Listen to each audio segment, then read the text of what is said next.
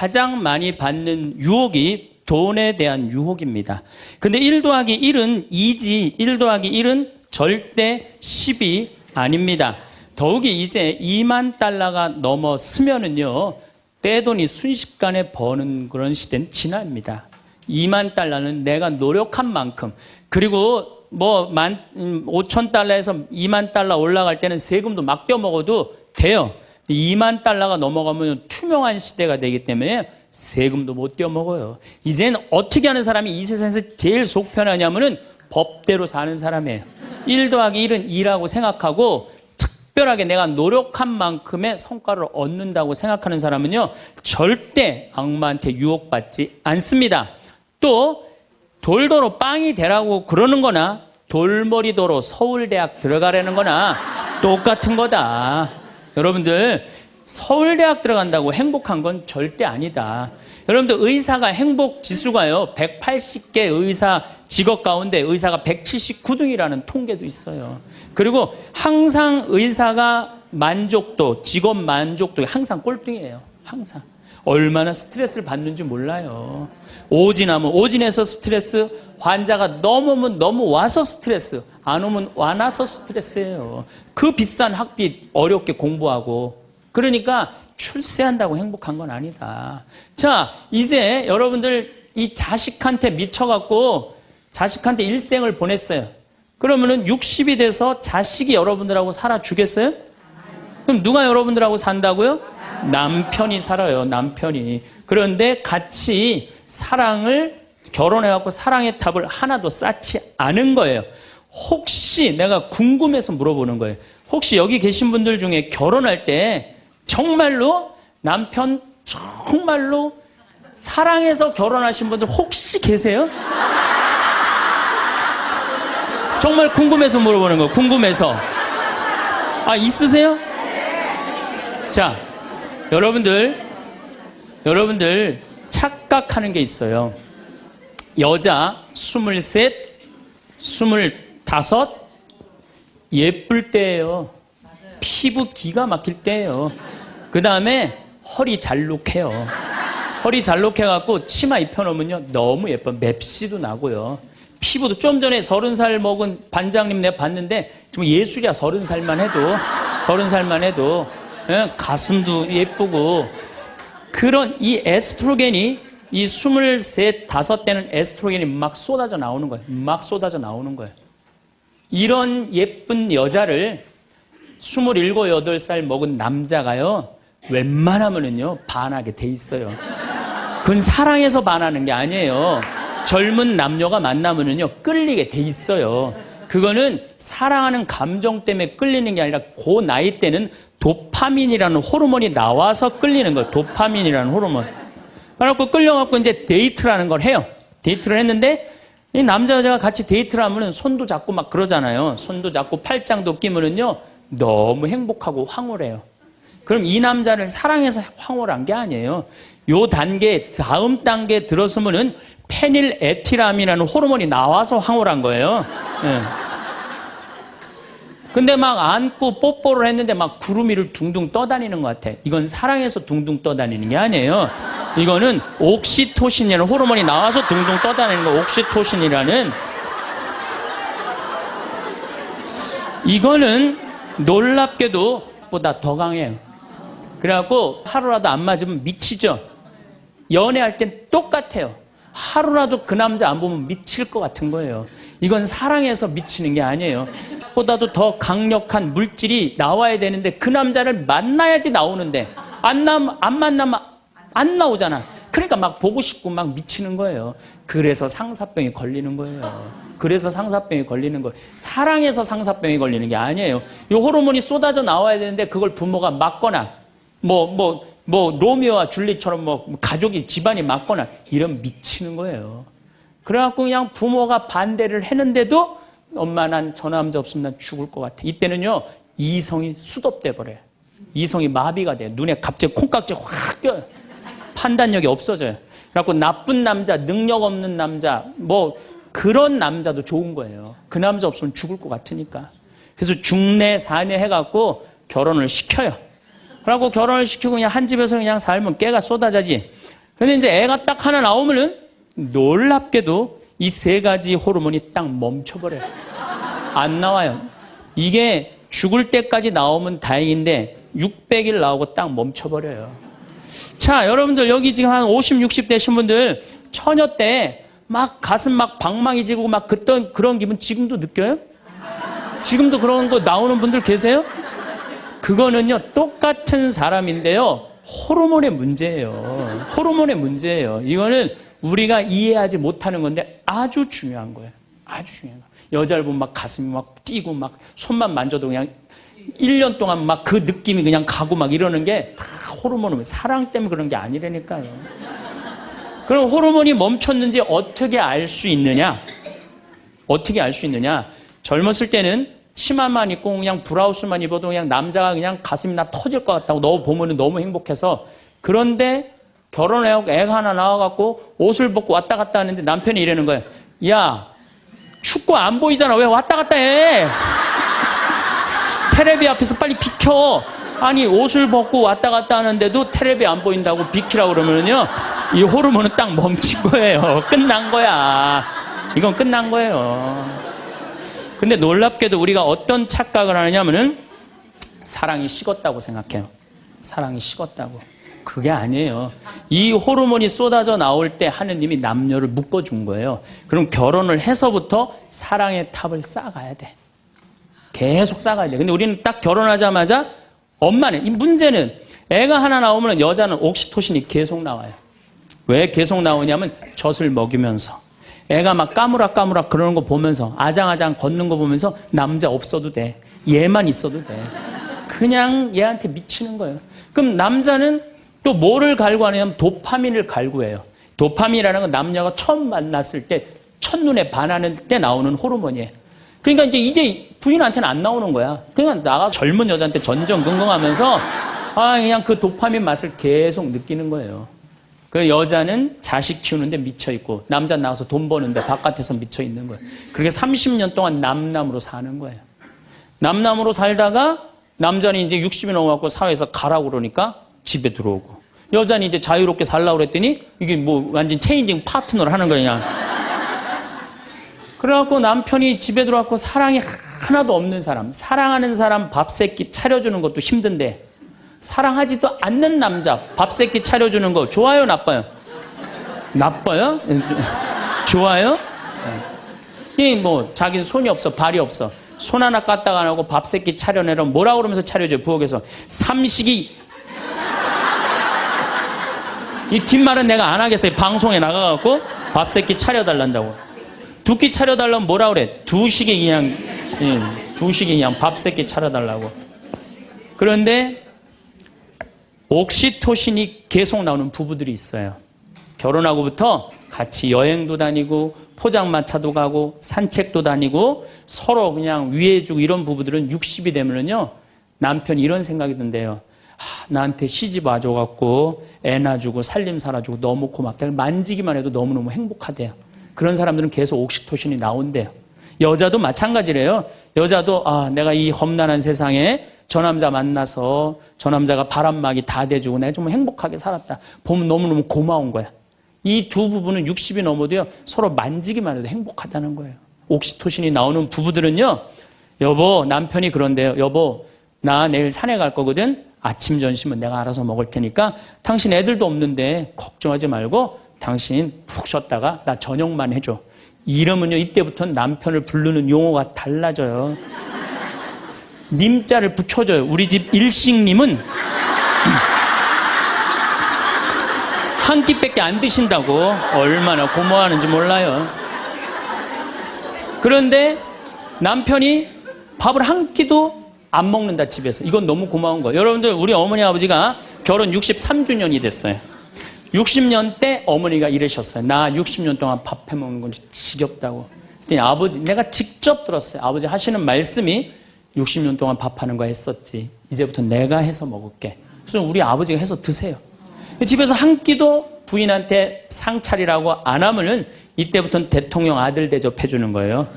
영식님을 대통령 아들이라고 부르는 거거든요. 우리 집 영식님은 한 끼도 안 드신다고.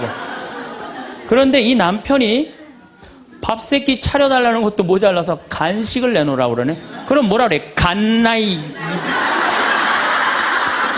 간식 차려내란다고.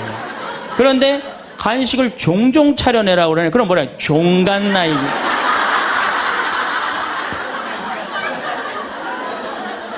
여러분들, 우리나라에서 제일 인기 있는 신랑감 1위는 송혜 선생님이라고 그래요. 송혜 선생님. 송혜 선생님은 전국 노래자랑하러 다니느냐고 생전 집에서 밥을 안 먹는데.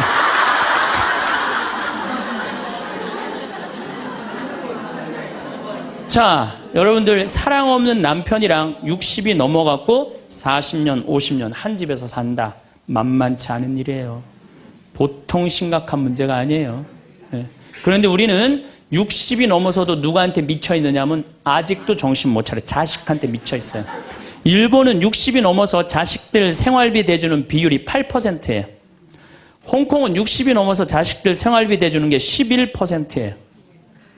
우리나라는 60이 넘어서 자식들 생활비 대주는 비율이 83%예요. 자식한테 미쳐있는 거예요. 원숭이가 바나나를 못 나서 자기 목숨을 잃어버리듯이 대한민국 60대 할머니, 할아버지들은, 특히 할머니들은 누굴 못 낳아? 자식을 못 낳아서 본인의 인생을 다 망치는 거예요. 나머지 50년, 60년 인생을 다 망치는 거예요. 남편도 없고 자기도 없는 거예요. 우리나라 노인들은 행복이 하나도 없는 거예요. 자식한테 미쳐갖고. 자, 이제 60부터, 지금 태어나면서부터 아인슈타인부터 지금 시작을 했어요. 아인슈타인부터 시작해갖고, 뭐, 천재부터 시작해갖고, 이제 점점 꿈이 망가지고, 결혼해갖고 자식한테 미쳐있다가 60이 넘어서면요, 60이 넘으면요, 여자한테는요, 몸에 에스트로겐이 안 나와요. 몸에서 뭐가 나오냐면 테스토스테론이 나와요. 남성 호르몬이 나와. 60 넘은 할머니들 보면 여자 같은 할머니 하나도 없어요. 전부 깡패 같은 할머니밖에, 깡패 같은 할머니. 내가 얼마 전에 부산에를 갔는데 택시를 탔어요. 근데 택시 기사님이 머리가 하얗신 분이야. 머리가 하얀데 내가 택시를 딱 탔는데, 아유, 손님, 장가 갔냐? 그래서, 난 장가 안 갔다고. 그랬더니, 아유, 장가 안 가길 잘했다는 거예요. 그래서 무슨 소리냐? 그러니까 내가 이제 환갑이 넘었는데, 우리 마누라가 자식들이 전부 다 뭐 서울에 뭐 연대 나오고 그래갖고 안양에 가서 산다는 거예요. 안양에 가서 사는데, 마누라는 침대를 좋아하고 자기 맨바닥이 좋대요. 그래서 잘 때 부인은 같이 텔레비를 보고 잘 때는 딸 방에 가서 잔다는 거예요. 근데 이놈은 마누라가 방에 딱 텔레비 보러 이제 자기 끝나고 자기 방에 갈 때 꼭 자기를 향해서 방구를 끼고 간다는 거, 방구를 끼고. 그래서 제발 방구 좀 끼지 말라고 그래도 들은 척도 안 한대요. 꼭 방구를 끼고 간다는 거예요. 너무너무 자존심이 상하네, 너무너무. 그러니까 60이 넘은 여자들은요, 여자 같은 여자가 없다는 거예요. 몸에 막 테스토스테론이 나오는 거야. 응. 할아버지들은 몸에서 테스토스테론이 안 나와. 에스트로겐이 나와. 조금만 말하면 막 울고, 슬픈 거 보면 막 울고 막. 할머니들은 생전 안 그러는데. 그러니까 이제 60 먹은 할머니랑 60 먹은 할아버지랑 부부싸움 하면은요, 할머니들은 안 져요. 72% 할머니들이 나는 늙은 남편 모시는 거 지겹다고 생각을 하니까 신경질이 나는 거예요. 부부싸움 하면 절대 할머니도 안 져요. 몸에 테스토스테론 흘러 넘치겠다. 애들 막 들었다 놨다 해갖고 팔뚝도 남편보다 더 굵겠다. 무서울 게 뭐 있어. 그래갖고 그냥 할아버지들하고 싸우는 거죠. 할아버지들이 할머니하고 싸워갖고 눈탱이가 밤탱이 돼갖고 이제 노인정에서 신세한탄 하는 거예요. 60 먹은 할아버지한테 물어봤어요. 형들이. 60, 70, 80, 90 먹은 할아버지들이 이제 네 할아버지가 할머니한테 맞아갖고 노인정에 앉아서 신세한탄하는 거예요. 형들이 물어봤어요. 야, 너는 왜 아침부터 노인정에 이렇게 철양맞게 이렇게 앉아있냐? 눈탱이가 밤탱이가 돼서. 그랬더니 60 먹은 할아버지 하시는 말씀이 형들 말도 많아. 마누라 무서워서 도저히 한 집에서 못 살겠어. 왜? 그래서 아침에 국이 짜다고 투정을 좀 부렸더니 마누라 한다는 소리가 짜면 짠 대로 먹지 뭐 이렇게 말이 많으냐고 두들겨 패갖고 눈탱이가 밤탱이 됐다는 거예요. 아니, 그러는 형은 왜 눈탱이 밤탱이 됐냐고 그러니까 이놈의 마누라가 해만 뜨면 가방을 여러분도 오늘 가방 들고 나왔죠. 해만 뜨면 가방을 들고 그냥 어딜 나가길래 나 밥 안 차려주고 어딜 그렇게 나가냐고 그러니 내가 나가 돌아다니는데 당신 보태준 게 뭐 있느냐고 두들겨 패갖고 눈탱이 밤탱이 됐다는 거야. 아, 그러는 형은 왜 눈탱이 밤탱이 됐냐고 80 먹은 형한테 물어봤어요. 그랬더니 80 먹은 형이 하시는 말씀이, 난 집에 있는 게 하도 심심해서 마누라 나가는 길에 나도 따라 나가면 안 되냐 그랬더니 어딜 따라 나오냐고 그러고 두들겨 패갖고 눈탱이 밤탱이 됐다는 거야. 90 먹은 그러는 형은 왜 눈탱이 밤탱이 됐냐고 그러니까, 그래서 아침에 눈을 떴더니 마누라가 밤새 안 죽고 또 눈 떴다고. 그래갖고 요즘에 90 먹은 할아버지들이 고민이 많대요. 아침에 일어나갖고 눈을 떠야 되는 건지 말아야 되는 건지 고민이 많대.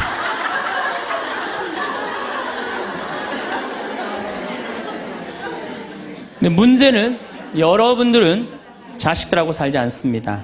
여러분들은 남편하고 삽니다. 그러면 제일 중요한 관계가 부부예요, 부부.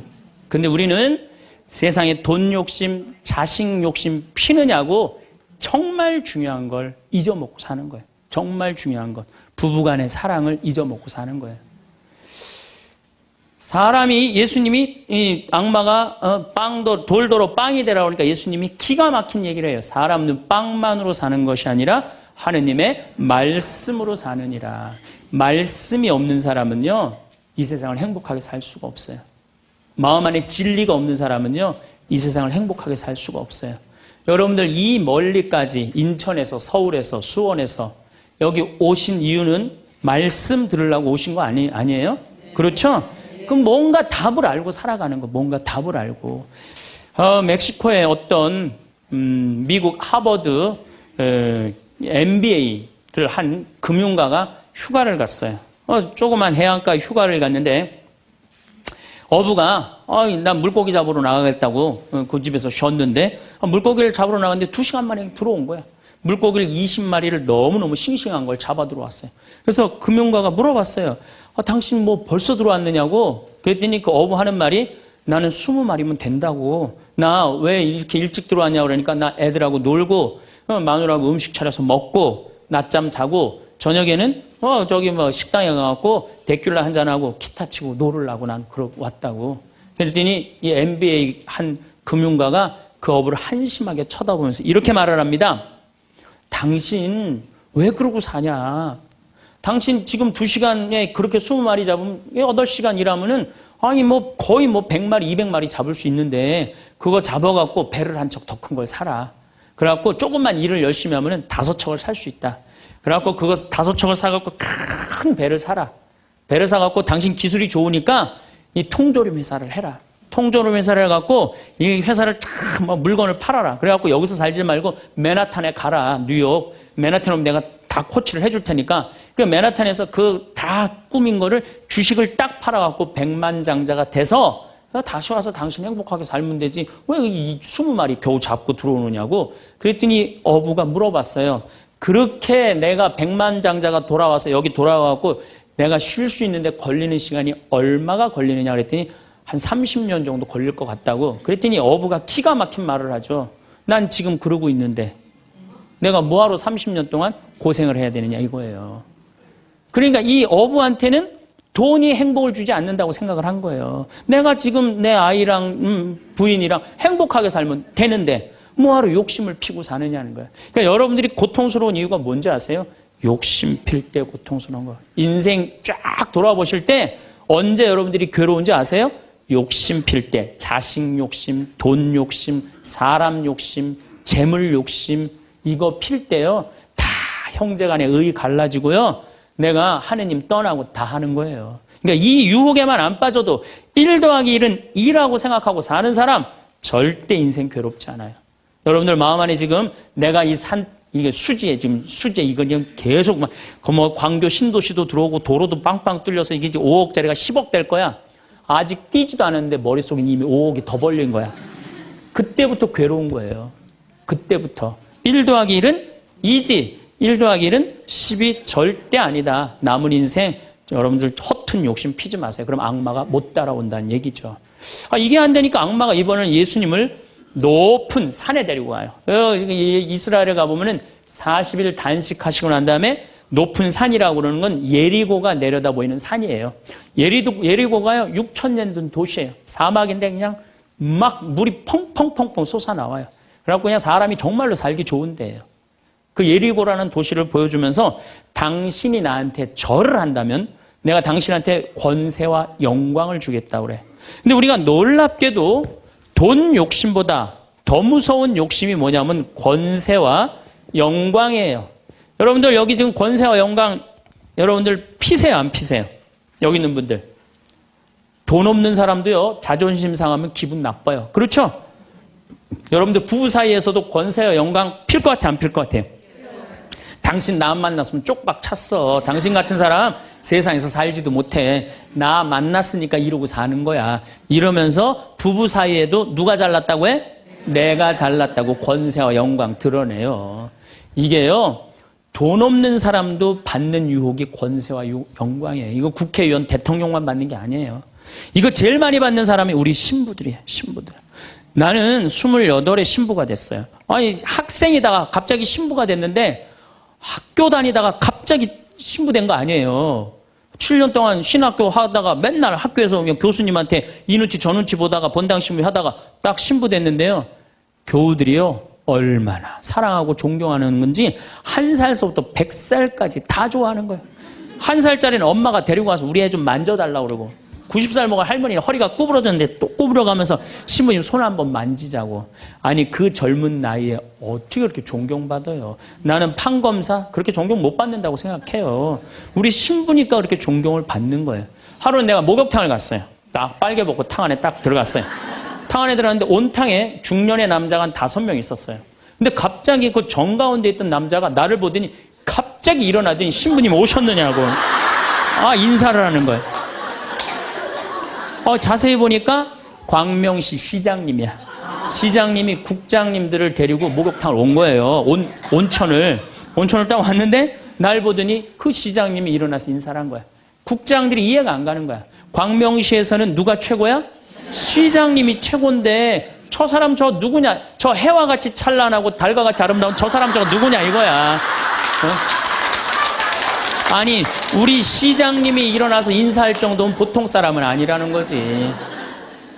그 28의 젊은 나이에 시장님이 인사하고 국회의원들이 인사하면요. 처음에는 부담스럽다가 한두 번 받기 시작하면요. 내가 목이 뻣뻣해지기 시작해요. 슬슬 기부수를 하기 시작하는 거야. 아니 시장 국회의원도 나한테 인사하는 판에 내가 누구한테 인사해? 교우들도 누가 먼저 인사해야 돼? 교우들이 먼저 인사해야 되는 내가 인사 먼저 하지 않는 거예요. 악마의 유혹에 넘어가는 거죠. 교우들 무시하고 존중해 주지 않고 예수님은 나는 섬김을 받으러 온 것이 아니라 섬기러 왔다고 그랬는데 이제 내가 섬김을 받는 입장에 들어서는 거죠. 제가 31살에 평택 비전동이라는 성당에 본당 신부가 됐어요.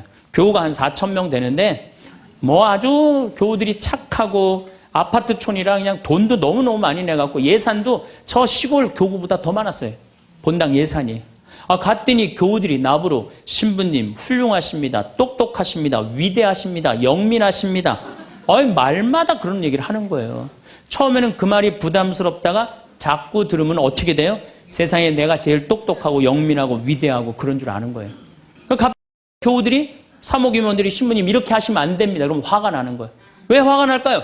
훌륭하고 똑똑하고 위대하고 영민한 내가 결정한 건데 어디다 나한테 반기를 드느냐 이거예요. 악마의 이 낚시에 딱 걸리는 거죠.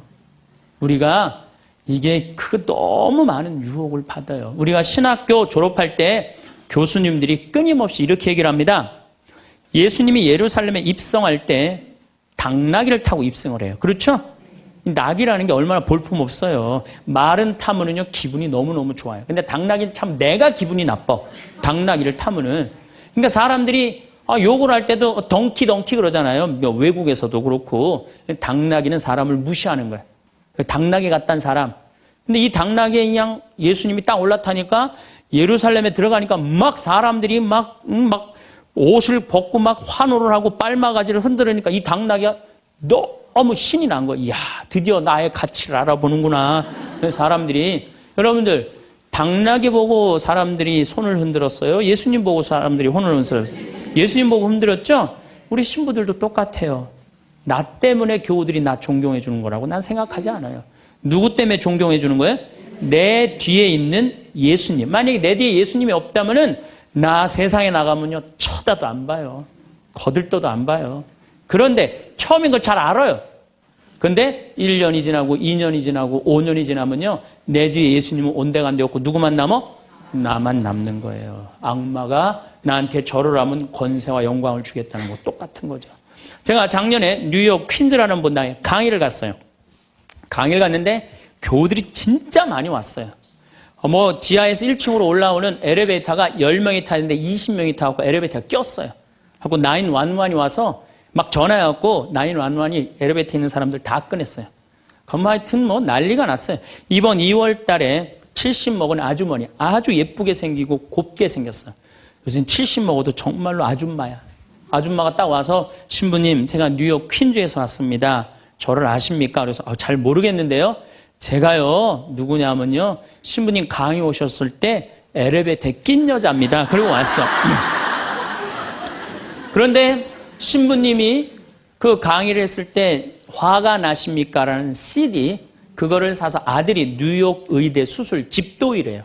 대단한 거죠. NYU 대학의 수술 집도이면. 근데 우울증이 있었는데 그걸 출퇴근에 듣고 다니면서 맨날 웃어서 우울증이 없어졌다는 거예요.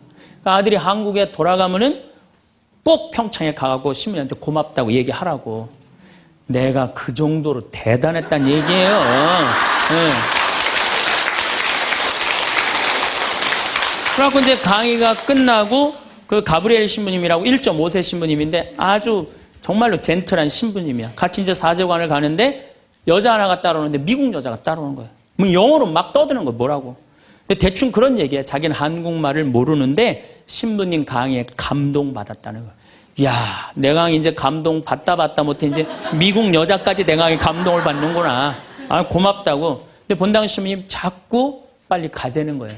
기분이 나쁘더라고요. 아, 지금 미국 여자가 내 강의 감동받아서 얘기하자는데 말 끊으니까. 그래도 어떻게 본당 신부님 최고 아니에요. 나는 초청 받아서 간 사람이고. 그래서 다음에 얘기하자고 고맙다. 그리고 신부님하고 사제관으로 가는데 신부님이 그 여자가 안 보이니까 나한테 하는 소리가 신부님 저 여자 이거라고 이거.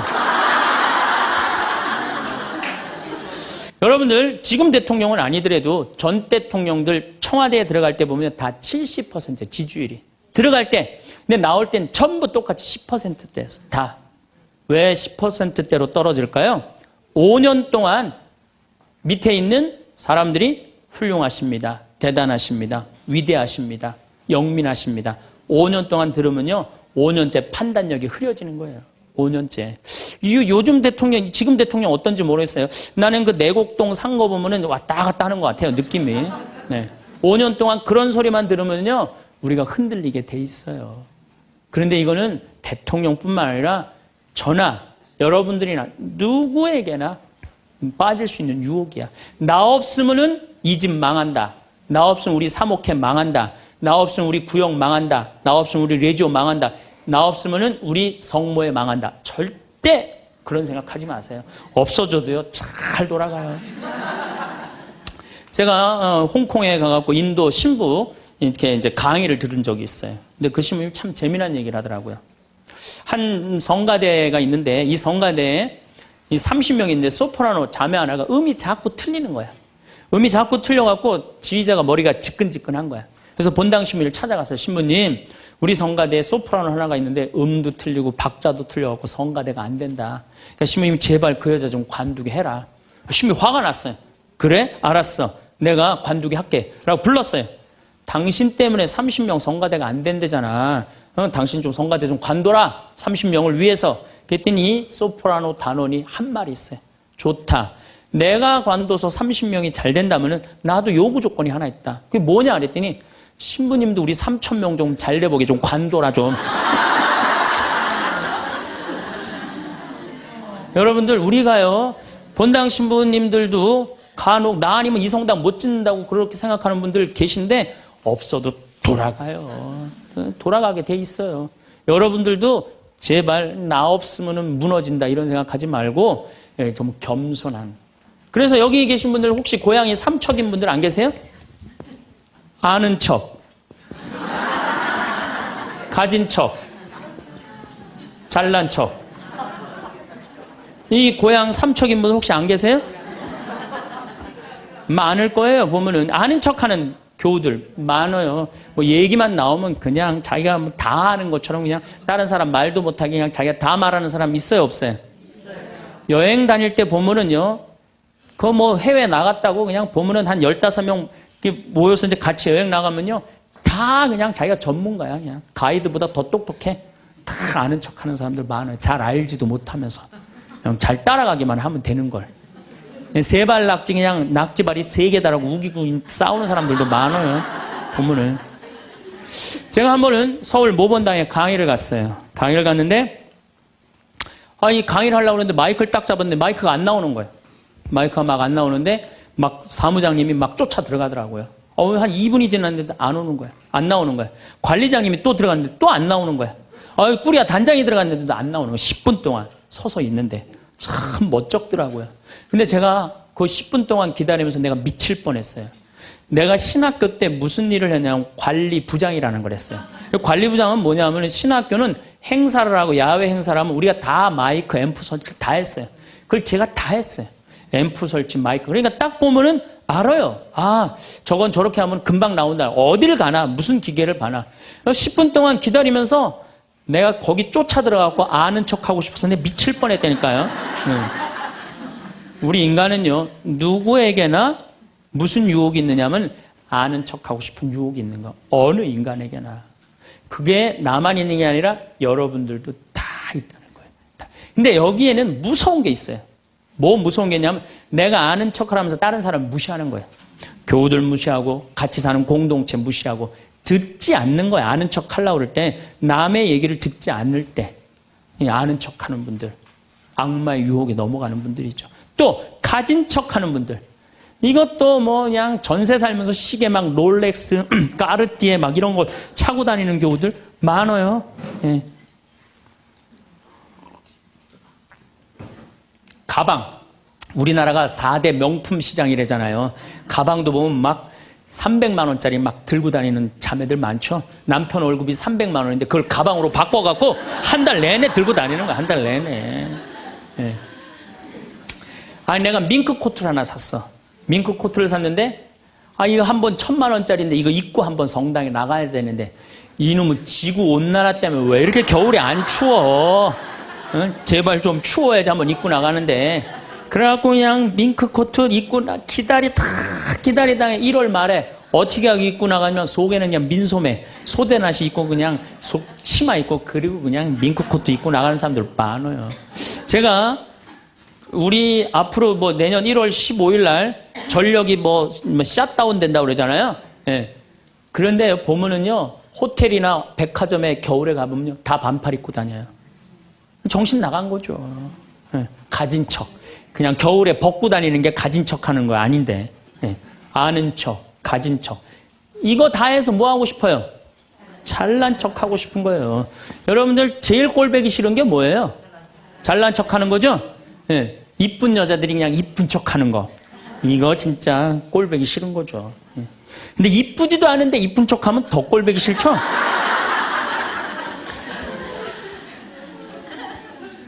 저도 이 잘난 척 하는데 만만치 않아요. 저도 만만치 않아요. 제가 수영을 참 좋아해요. 수영을 참 좋아해갖고 제가 수영장 25m 풀 40바퀴 한 번도 안 쉬고 한 번에 돌아요. 이 정도면 이렇게 감탄해주면 내가 기분이 너무 좋아요. 잘난 척 하는데 동참해주는 거 아니야. 예. 그리고 나는 전신 먹고 바다에 들어가면 저녁 먹을 때까지 바다에서 안 나와요. 그리고 저는 스킨 스쿠버를 해요. 다이빙을 해갖고 아주 다이빙을 좋아해요. 그래갖고 뭐 동해바다, 제주도 뭐 문섬, 새끼섬, 서귀포 앞바다에 있는 거, 포항에 또 뭐 다이빙, 그 다음에 무슨 뭐 저 괌, 파푸아 뉴기니 뭐 그 비행기 추락한 거 다이빙, 배 난파된 거 다이빙, 얼마나 다이빙을 좋아하는지 몰라요. 그리고 내가 또 우리 신부들하고 한번 그 동해바다에 놀러를 갔는데 늦 여름이에요. 이제 속초에 이제 갔는데 사람들도 별로 많지도 않았어.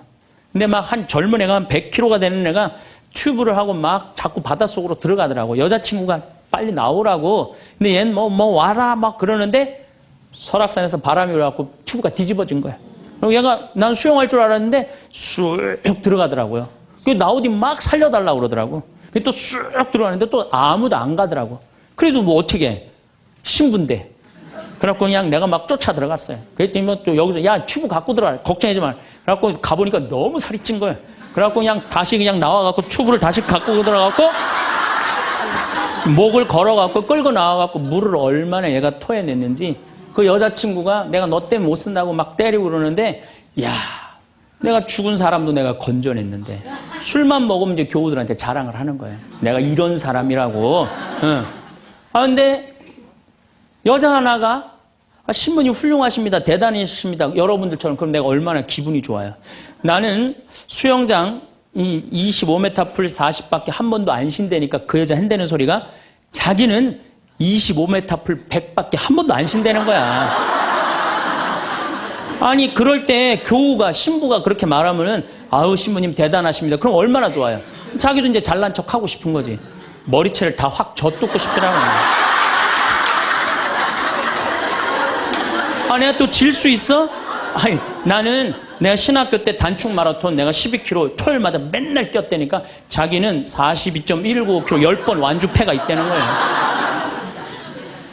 우리가 한번 잘난 척 하기 시작하면 어떤 현상이 일어나느냐 하면은 내가 아는 유명한 사람, 내가 아는 유명한 정치인, 별 얘기를 다 해요. 다 끄집어내. 내 것도 아닌데. 지기 싫은 거지. 네. 그래갖고 이 잘난 척이 악마의 유혹에 넘어가는 거예요.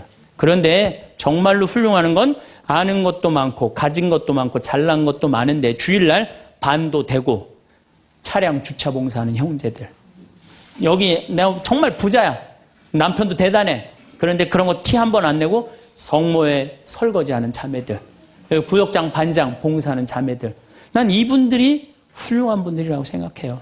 예수님은 나는 섬김을 받으러 온 것이 아니라 섬기러 왔다고 그러죠. 근데 우리는 이상하게 이 잘난 걸 하면서 정말로 창피를 많이 당해요.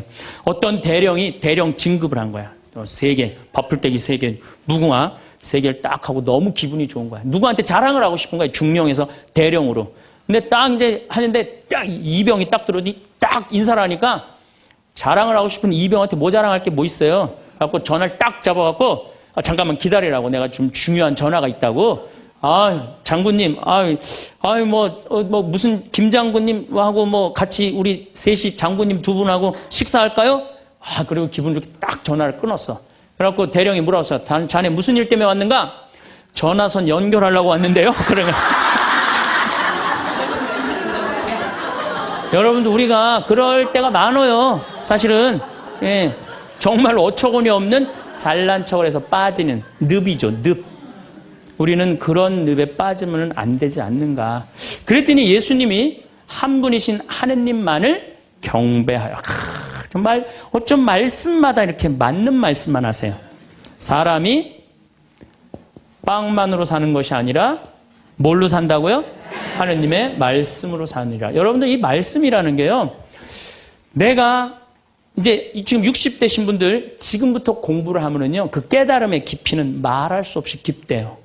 지금부터 막 진리를 탐구하고 막 깨달음의 그런 세상 속으로 나가고 기도 열심히 하면은요. 여러분들은 말할 수 없는 깊은 세계에 빠져들 수 있다는 거예요. 예수님 말씀으로 사느니라 이 말씀 맞는 얘기예요. 돌더러 빵이 되라고 그러는 거. 나한테 절을 하면 뭘 준다고? 권세와 영광을 준다고 그러니까 뭐라 그래? 한 분이신 하느님만을 경배하라. 여러분들 성당에 나와갖고요. 하느님 경배 안 하고 자기 경배하라고 그러는 분들 많아요. 제가 좀 죄송한 얘기지만은 본당 뭐 전국 우리나라 본당 얼마나 많이 강의를 다니겠어요. 1년에 300회를 강의를 다니니까. 근데 가보면은 정말로 당황스러운 사목회장님들이 있어요. 어떤 사목회장님들이 있느냐면 꼭 본당 신부 옆에 꼭 차를 세워놔. 근데 그 사목회장님 참 벤치야.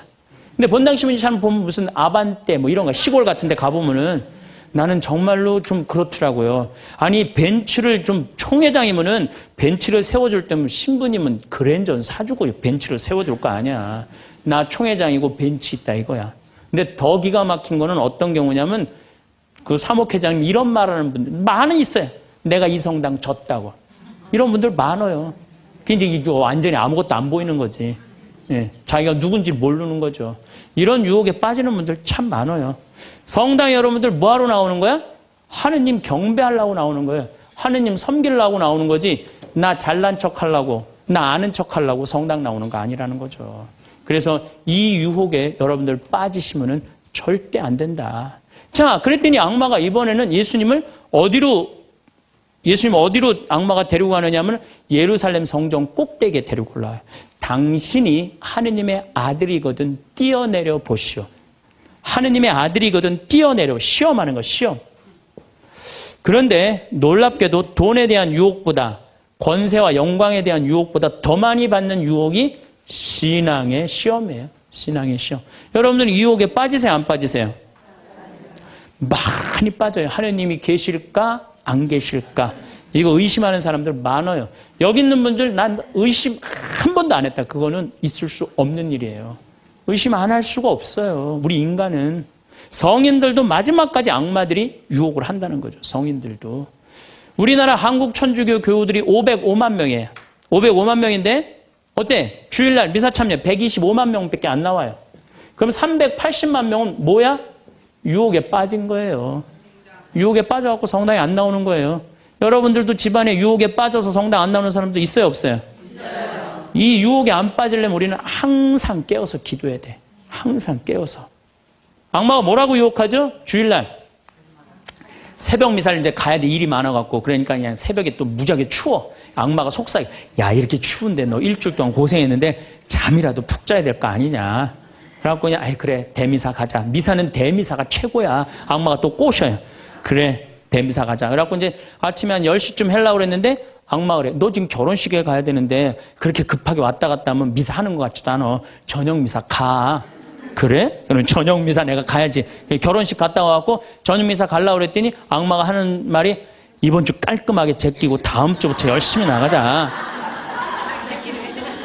거기에 이제 한 번 빠지고 두 번 빠지고 그러면은 어떻게 돼요? 아예 성당에 가기 싫은 거예요. 그래서 우리가 악마는요, 예수님이 뭐 내가 다음 시간에 말씀드리겠지만은 한 분이신 하느님을 시험하지 말아라 그랬는데 뭐라고 그러고 떠났냐면 다음 꾀를 엿보고 떠나. 다음 꾀를 엿보고.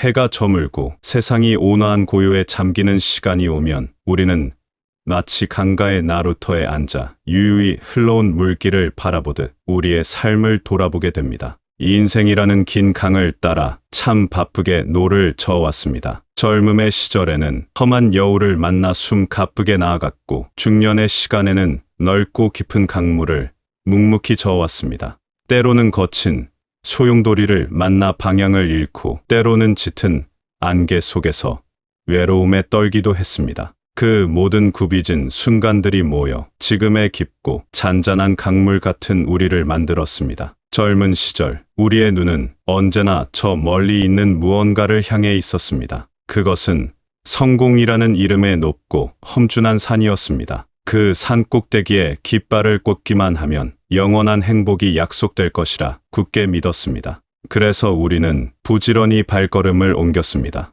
더 많은 것을 손에 쥐기 위해, 더 높은 자리에 오르기 위해 우리는 기꺼이 잠을 줄이고 땀을 흘렸습니다. 이를 노력하면 가 되어 돌아오는 정직한 세상의 이치를 의심하지 않았습니다. 그렇게 한평생을 바쳐 오른 산의 정상에서 우리는 잠시 거친 숨을 고릅니다. 발 아래 아득하게 펼쳐진 풍경을 내려다봅니다. 분명 많은 것을 이루었고 남들이 우러러보는 자리에 섰습니다. 하지만 마음 한편에서는 설명하기 어려운 공허한 바람이 붑니다. 마치 평생을 찾아 헤맨 보물상자를 열었는데 그 안이 텅 비어있는 듯한 기분입니다. 통장에 찍힌 숫자가 벽에 걸린 빛나는 상장이 주는 안도감은 생각보다 짧고 희미했습니다. 그제야 우리는 깨닫습니다. 행복은 무언가를 끊임없이 채우는 것에만 있는 것이 아니라 때로는 불필요한 것을 기꺼이 비워내는 것에도 있다는 사실을 말입니다.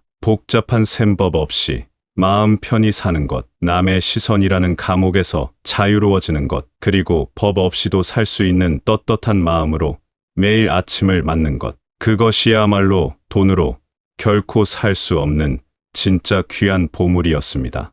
화려한 외식보다 온 가족이 둘러앉아 먹는 소박한 저녁상이 더 맛있고 행복했던 것처럼 행복의 본질은 우리 가장 가까운 곳에 늘 존재했습니다. 우리 삶의 가장 뜨거운 동력이었던 것은 사랑이었습니다. 특히 자녀를 향한 사랑은 온 생애를 바쳐도 아깝지 않은 맹목적이고 헌신적인 사랑이었습니다. 자녀가 곧 나의 세상이었고 그 아이의 작은 웃음 하나가 온 우주를 다 가진 듯한 기쁨을 주었습니다. 내 살이 깎여나가는 고통 속에서도 자식의 키가 한 뼘 더 자란다면 그것으로 좋겠습니다. 그렇게 애지중지 키운 아이들이 다 자라 각자의 우주를 향해 힘찬 날갯짓을 하며 떠나갑니다. 텅 빈 둥지를 바라보며 우리는 한없는 자랑스러움과 함께 그만큼 깊은 허전함을 느낍니다. 내 인생의 전부라 믿었던 가장 큰 역할이 끝난 것만 같아 마음 둘 곳을 잃기도 합니다.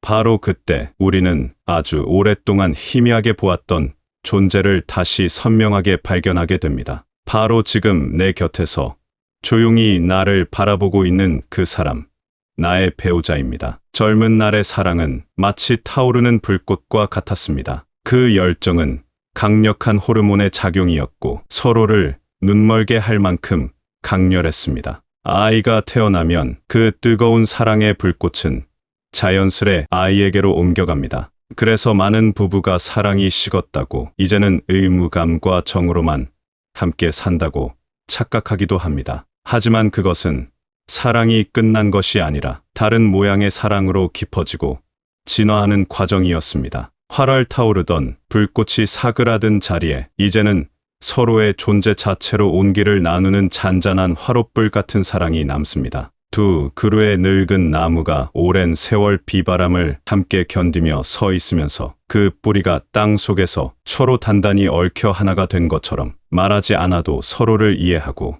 작은 표정 하나로 마음의 슬픔을 읽어내는 깊은 유대감이 생깁니다. 이제부터는 그 사랑의 탑을 더욱 정성껏 매만져야 합니다. 함께 새로운 것을 배우러 다니고 서로의 아픈 곳을 말없이 쓸어주며 당신이 있어서 참 다행이라는 진심 어린 말을 건네는 것. 긴 세월 함께 걸어오며 마음속에 쌓아두었던 서운함의 돌멩이가 있다면 이제는 지혜로운 마음으로 강물에 던져 훌을 털어버리고 용서하는 것. 그것이 모년을 함께 걸어가는 가장 든든한 힘이 됩니다. 서로의 주름진 손길에서도 깊은 평화와 행복을 느끼는 것. 그것이 진짜 사랑의 완성일 겁니다. 우리 마음속에는 또 다른 뿌리 깊은 욕심이 있습니다. 그것은 돈이나 명예보다 더 교묘하고 끈질긴 내가 옳다는 생각, 내가 더 잘났다는 교만함입니다. 우리는 살면서 많은 경험을 쌓았고 책 몇 권을 합친 것보다 더 두꺼운 지혜를 갖게 되었습니다. 그래서 때로는 나도 모르게 다른 사람을 판단하고 내 방식만이 정답이라고 고집하며 마음의 벽을 쌓습니다. 나 없으면 안 되라는 생각은 아주 달콤한 독과 같습니다. 스스로를 중요한 사람으로 만들어주는 것 같지만 실은 스스로를 외로운 섬에 가두는 일입니다. 내가 항상 옳다고 믿는 순간 우리는 다른 사람의 이야기에 귀를 닫게 됩니다. 귀를 닫으면 마음의 문도 닫히고 결국 우리 곁에는 아무도 남지 않게 됩니다. 우리의 지혜는 남을 찌르는 창이 아니라 남을 감싸는 따뜻한 담요가 되어야 합니다. 모든 공동체는 누가 없어도 그 나름의 방식으로 잘 흘러갑니다. 내가 없어도 세상은 여전히 아름답게 제 갈 길을 갑니다. 이 거대한 진실을 겸손하게 받아들일 때 우리는 뒤로소 자유로워질 수 있습니다. 어깨를 짓누르던 중요한 나라는 무거운 갑옷을 벗어던질 때 우리의 영혼은 어린아이처럼 가벼워집니다. 진정으로 존경받는 사람은 목소리를 높이는 사람이 아니라 기꺼이 자신을 낮추고 묵묵히 봉사하며 다른 사람의 말을 경청하는 사람입니다. 멕시코의 작은 어촌 마을에 대한 유명한 이야기가 있습니다. 한 성공한 사업가가 휴가를 보내던 중 해변에서 낡은 배 옆에 누워 한가로이 낮잠을 즐기는 어부를 보았습니다. 사업가는 안타까운 마음에 어부에게 다가가 말했습니다. 이렇게 햇살 좋은 날에 왜 일을 더 하지 않습니까? 좀 더 부지런히 고기를 잡으면 그물도 바꾸고 더 큰 배도 살 수 있을 겁니다. 나중에는 회사를 차려서 큰 부자가 될 수도 있습니다. 어부가 눈을 가늘게 뜨며 물었습니다. 그렇게 큰 부자가 되면 그 다음에는 뭘 할 수 있게 됩니까? 사업가는 마치 자신의 미래를 이야기하듯 신이 나서 답했습니다. 모든 것을 이룬 뒤에는 은퇴해서 이렇게 아름다운 해변에서 느긋하게 낮잠도 자고 사랑하는 가족과 여유로운 시간을 보낼 수 있지 않겠습니까? 그 말을 들은 어부가 잔잔하게 웃으며 말했습니다. 저는 지금 당신이 말한 그 행복을 이미 누리고 있습니다. 우리는 행복이 저 먼 곳에 있는 결과라고 생각하며 평생을 달려갑니다. 하지만 행복은 어쩌면 결과가 아니라 매일매일을 살아가는 과정 그 자체에 숨어 있는 것인지도 모릅니다. 욕심을 부릴 때 마음은 늘 조급하고 고통스럽습니다. 하지만 욕심이라는 무거운 배낭을 내려놓으면 우리는 이미 가지고 있는 것들로 얼마나 풍요로운지 깨닫게 됩니다. 이 인생의 오후는 새로운 짐을 꾸리는 시간이 아니라 평생 지고 온 배낭 속에서 불필요한 것들을 하나씩 꺼내어 버리는 시간입니다. 후회라는 돌멩이, 미움이라는 젖은 옷, 불안이라는 잡동사니를 꺼내 버리는 시간입니다. 그리하여 마지막까지 남는 가장 소중하고 본질적인 것들만으로 배낭을 가볍게 만드는 시간입니다. 내 마음속에 흔들리지 않는 진리가 없다면 우리는 작은 바람에도 쉽게 넘어지고 맙니다. 나이가 들어서도 새로운 것을 배우고 조용히 기도하며 내면을 들여다보는 삶은 우리에게 세상이 줄 수 없는 깊은 평화와 행복을 가져다 줍니다. 우리가 신 앞에 서는 이유는 나의 업적을 자랑하기 위함이 아닙니다. 그저 이 거대한 우주 속에서 먼지처럼 작은 존재인 나를 깨닫고 위대한 섭리 앞에 경배하고 섬기기 위함입니다. 악마는 늘 우리 곁에서 다음 기회를 엿보며 너는 특별하다, 너는 더 가질 자격이 있다고 속삭입니다. 그러니 우리는 매 순간 깨어 있어야 합니다. 사람은 빵만으로 사는 것이 아니라 보이지 않는 진리의 말씀으로 사는 존재입니다. 오늘 우리 마음을 진정으로 채우고 있는 것이 무엇인지 조용히 들여다보는 시간을 가지면 좋겠습니다. 그리고 지금 내 곁에 있는 소중한 사람의 손을 꼭 잡고 창가로 스며드는 따스한 햇살 아래 함께 앉아있는 그 평범한 순간의 행복을 온전히 누리시기를 바랍니다. 삶이 때로는 버겁, 마음 둘 곳 없다 느끼는 날도 있었을 겁니다. 수많은 밤을 뒤척이며 남몰래 눈물 삼킨 적도 있었을 겁니다. 괜찮습니다. 그 모든 시간이 있었기에 지금의 깊은 눈빛을 가진 당신이 있는 것입니다. 당신의 삶은 그 모든 흠집과 눈물 자국까지 포함하여 세상에 단 하나뿐인 위대한 예술 작품입니다. 그러니 이제는 그 누구보다 자기 자신을 가장 따뜻하게 안아주십시오. 애썼다고, 잘 버텨왔다고, 고생 많았다고 스스로를 다독여 주십시오. 행복은 저 멀리 반짝이는 별이 아니라 우리 발밑에 피어나는 작은 들꽃과 같습니다. 따뜻한 밥 한 그릇, 오랜 친구의 다정한 목소리, 창가에 스미는 오후의 햇살 속에 행복은 이미 와 있습니다. 그저 우리가 그것을 발견하기를 기다리고 있을 뿐입니다. 바라건대 당신의 남은 모든 날들이 온화한 빛으로 가득하기를, 모든 발걸음이 평화롭기를, 그리고 당신의 존재 자체가 이미 누군가에게는 따뜻한 위로이자 살아갈 힘이 됨을 부디 잊지 마시기를 바랍니다.